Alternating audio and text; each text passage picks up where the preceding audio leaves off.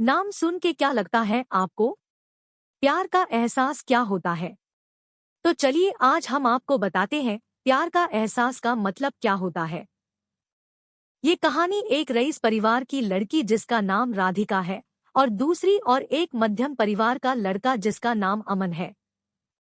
दोनों एक दूसरे से बहुत अलग है, लेकिन क्या उन्हें एक दूसरे से प्यार हो पाएगा? चलिए जान लीजिए आप खुद ही। राधिका बचपन से एक आलीशान घर, गाड़ी और रहन-सहन में पली बड़ी है। वहीं अमन बचपन से अपने परिवार को संघर्ष करता देख बड़े होते होते उससे अपने जिम्मेदारी का एहसास होने लगा। ज्यादा पैसे न होने के कारण से वो ज्यादा पढ़ लिख ना सका।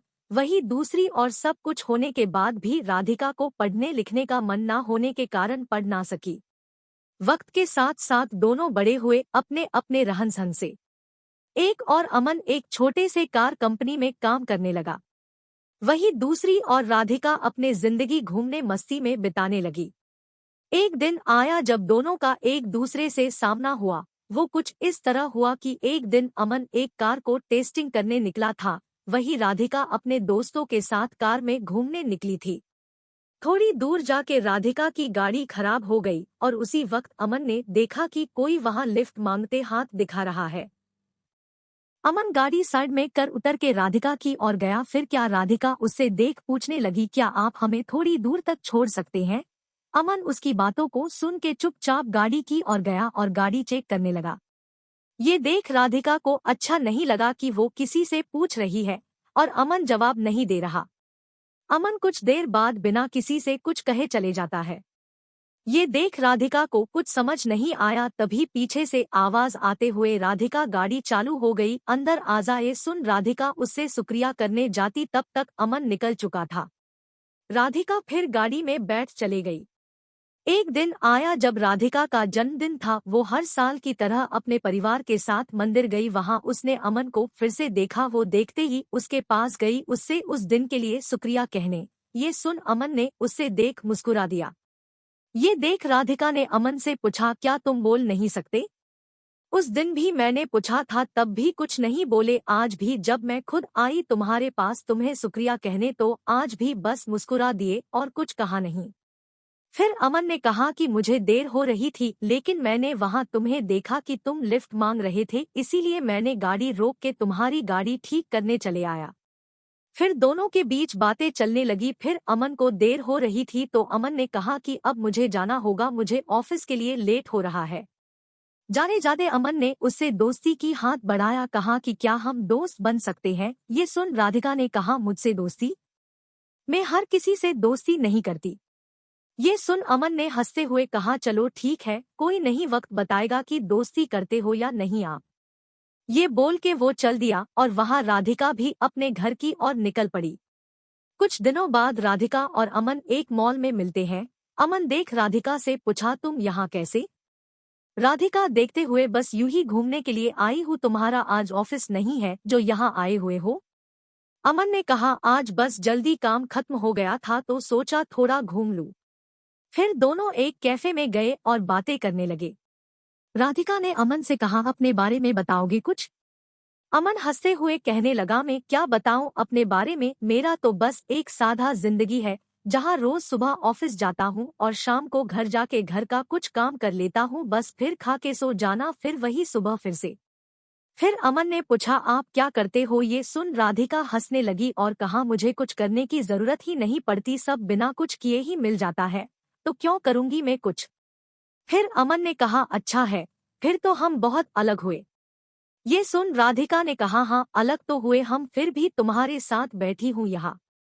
फिर अमन ने कहा, बैठी हूँ मतलब हम अलग है तो सिर्फ रहन-सहन से, बाकी हम दोनों एक ही है। अगर तुम दिल से किसी के बारे में सोचोगे तो तुम्हें कोई अलग नजर नहीं आएगा। ये सुन राधिका ने कहा, ये दिल कुछ नहीं होता है। अमन सुन के मुस्कुराने लगा और कहा, ठीक है, जैसा तुम बोलो। फिर हर कुछ दिनों में दोनों मिलते रहते, बातें करते और अपने घर चले जाते।